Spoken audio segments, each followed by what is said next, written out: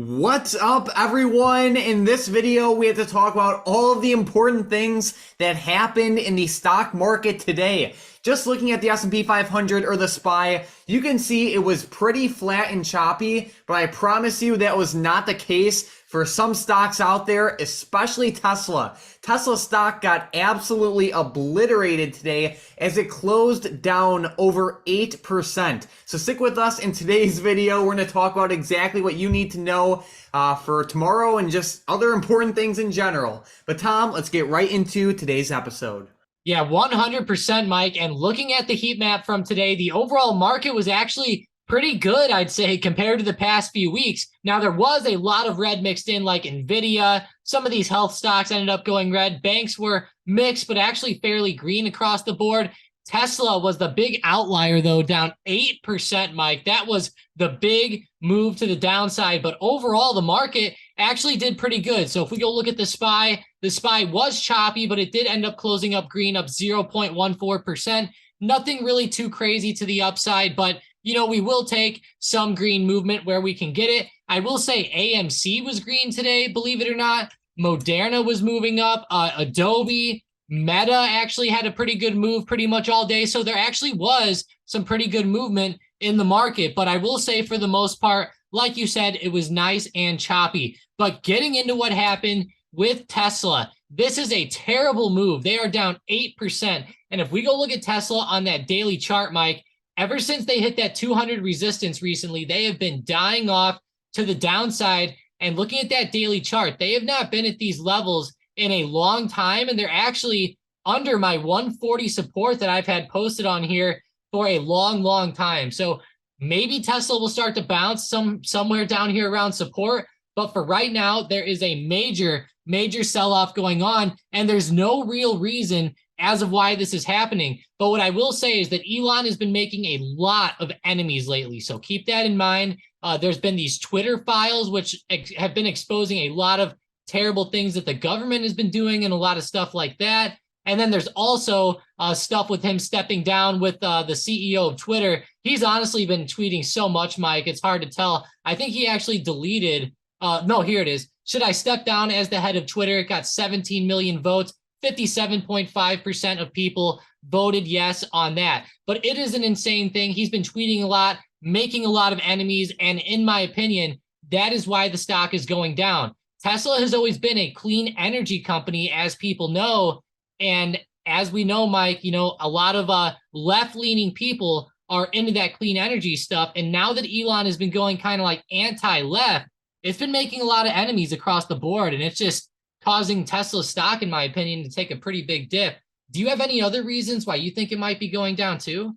Absolutely. So Tesla stock is literally at its low of the entire year. It's selling off in a major way. And Tom, I think Elon's whole Twitter situation definitely plays a role into that. It definitely has an influence on Tesla stock performance. 100%. But at the same time, we definitely can't ignore how much of an explosive run Tesla has had over the past couple years and how aggressive its valuation has been over the past couple years. Tesla has been extremely aggressively valued, and it's like anytime you have some sort of catalyst or just anything like that, that can totally change the valuation multiples that the company is trading at. At the same exact time, it's also worth noting that Tesla stock had all-time highs of around $402 a share almost exactly a year ago, right? Give or take a couple weeks.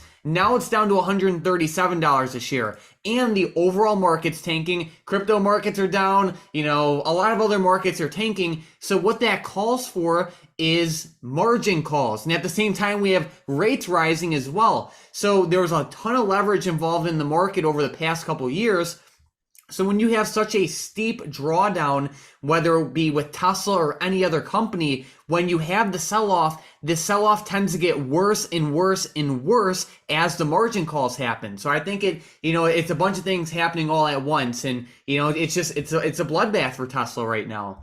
Yeah, it definitely is. That is just such a bad move to the downside. Even just recently, they had that high up there around 310 back in September. Now they're all the way down to 137. I mean, it's fallen over 50% in just the past few months alone. So it's had some pretty bad movement. I think I did the numbers earlier for somebody in Discord. It was down like 64% plus year to date. So definitely a terrible drawback. And I know it's one of those stocks that people love. And I will say, Mike, for the longer term, I still like Tesla and I'm going to keep my eye on it, but I'm not quite a buyer yet. I'm still going to watch this sell off and maybe see what exactly happens. And I'm going to really wait for those semi trucks and then even the Tesla pickup truck to start to come out too. I think that could maybe start to change Tesla around a little bit, but for right now, it is definitely selling off. We've had some pretty bad stuff going on, and overall, Powell and that whole situation hasn't been helping either with rates going up. Exactly. So we will see. We've been talking about Tesla being aggressively valued for some time. I know me, you, and then Hunter have all been talking about it. So we actually made a video back in April of this year talking specifically about Tesla's overvaluation. I'll link that video down in the description and the comments down below if you want to look deeper into Tesla's valuation. But Tom, what else do we need to know about the market right now?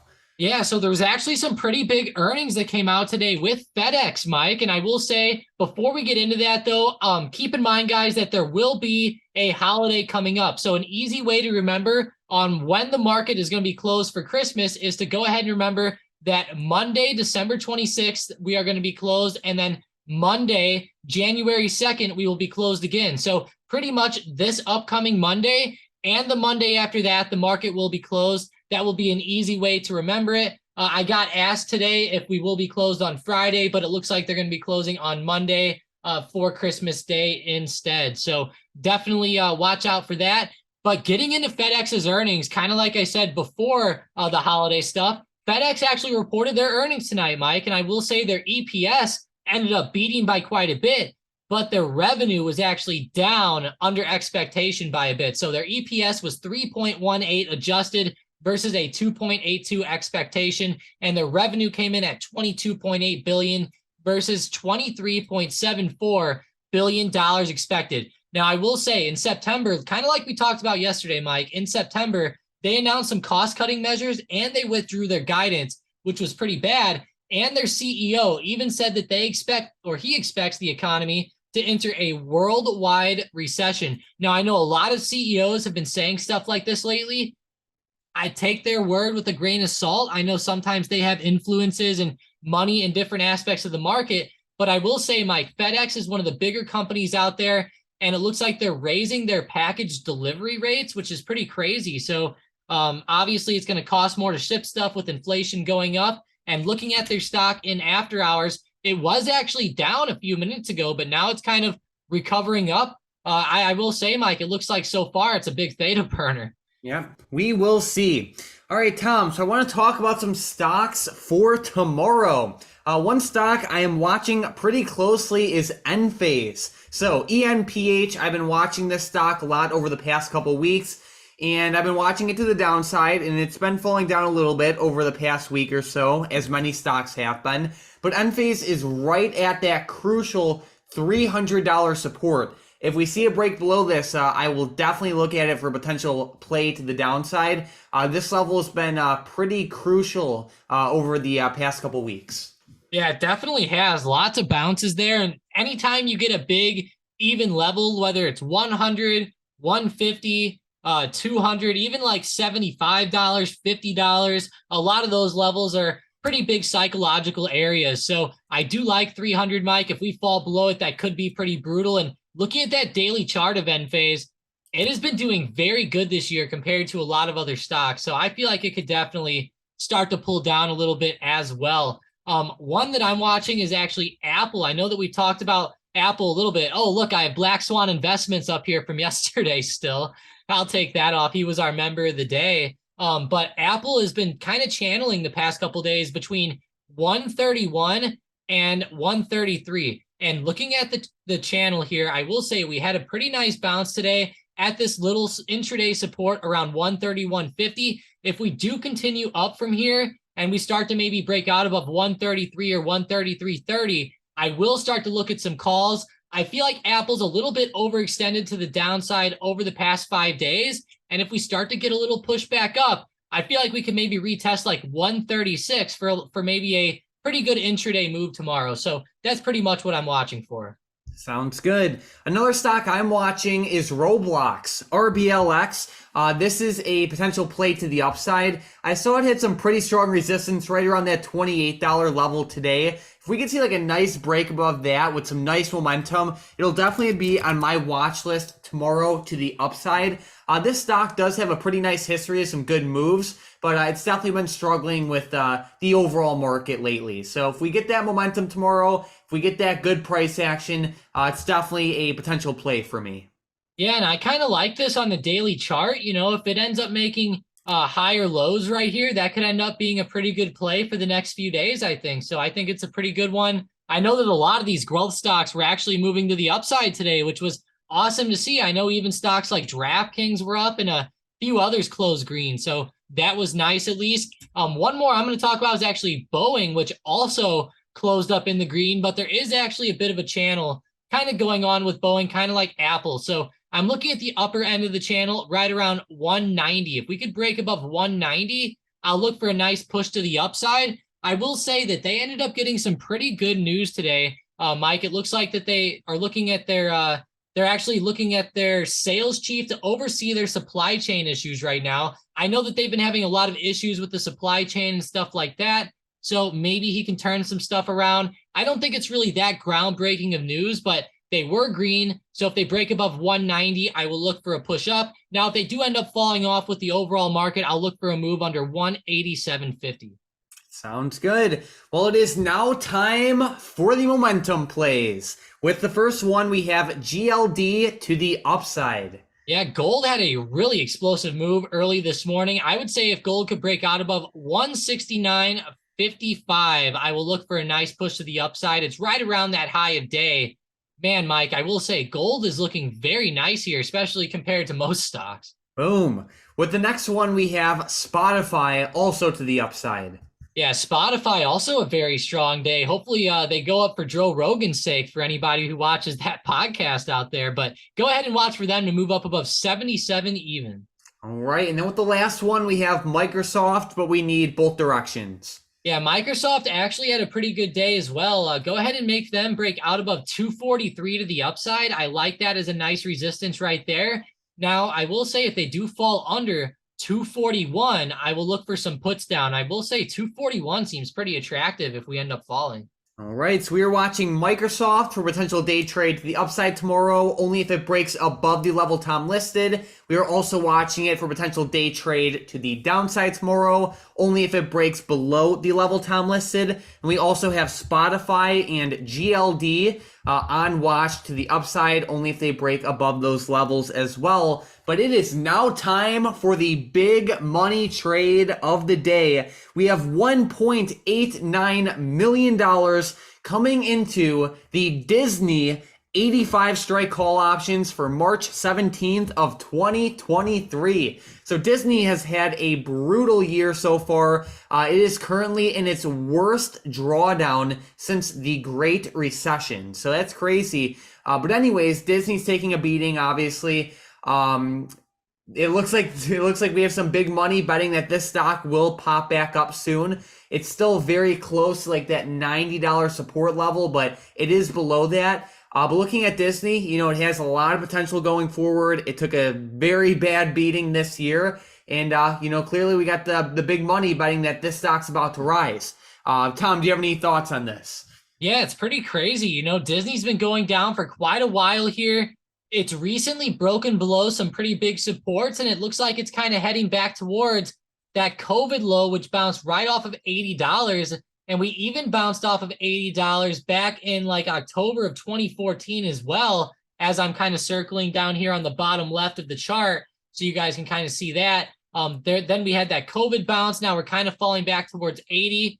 I will say, Mike, we've been seeing a lot of money going into Disney lately. I know that recently we've seen a lot of money going to those 80 strike calls for January 20th of 2023. They entered that on November 23rd for 2.9 million. Now we have the 85 calls coming in for March 17th of 2023, 1.89 million. a lot of big money coming in as Disney's down pretty low. I think it's looking pretty attractive, especially for a longer term play, in my opinion.